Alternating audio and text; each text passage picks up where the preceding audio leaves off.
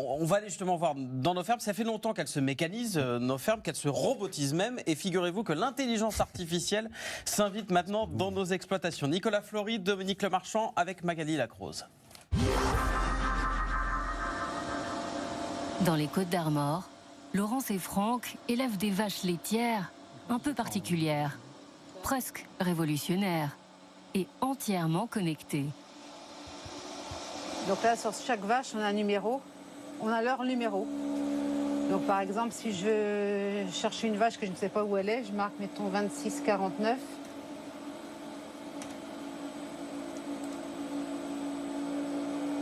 Et voilà, ils vont la retrouver couchée dans le bâtiment, dans une logette.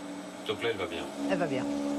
Cela fait 2 ans que le couple d'éleveurs tente l'expérience de l'intelligence artificielle.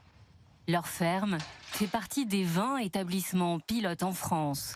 Des caméras et des capteurs ont été disposés dans les étables et les vaches sont équipées de colliers connectés.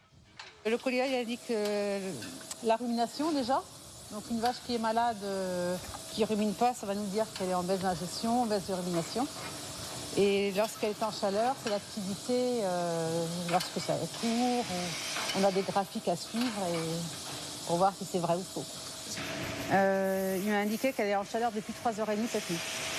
Donc nous, la nuit, on ne voit rien, mais lui, il travaille pour nous. Le robot de l'intelligence artificielle voit tout, mesure tout et collecte des informations précieuses sur la santé du troupeau. Donc les caméras, ça permet de visualiser chaque animal.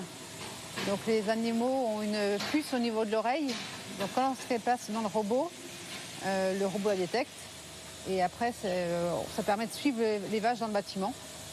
Et grâce à ça, on peut voir tout ce qui est activité, alimentation et l'abreuvement. Lorsqu'il y a une vache qui est malade, je vais voir. Tiens, est-ce qu'il a vu des choses ou si les flèches sont en rouge vers le bas, c'est que lui aussi détecte qu'il y a un problème de santé. Quelque chose a changé. La vie à la ferme est devenue un peu plus sereine. Et grâce aux données collectées par l'intelligence artificielle, la production a augmenté.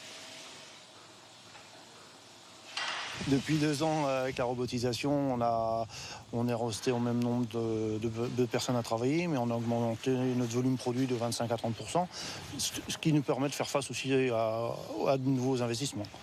C'est quand même pas rien. Et de nous soulager physiquement de certaines astreintes, en fait. Bonjour. Bonjour, comment allez-vous? Bien. Bonjour, ça fait plaisir de vous voir. Bonjour. Ça fait plaisir. Ou alors, comment ça se passe? Ce jour-là, les dirigeants de la coopérative agricole, à l'origine du projet, viennent prendre des nouvelles de nos éleveurs. Au-delà de la modernisation des pratiques, c'est l'avenir du métier qui les inquiète. Les jeunes aujourd'hui ne veulent pas travailler 7 jours par semaine en étant contraints à une traite matin et soir et une obligation d'être présent sur l'exploitation toute leur vie.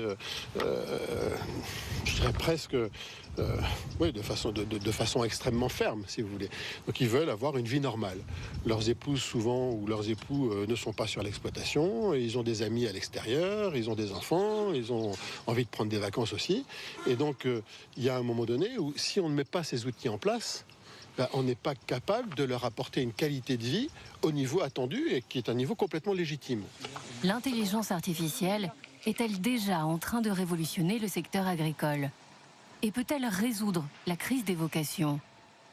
Dans les Côtes-d'Armor, les enfants de Laurence et Franck aimeraient reprendre l'exploitation. Et on parle justement de la modernité de nos fermes, et pas seulement, avec vos questions.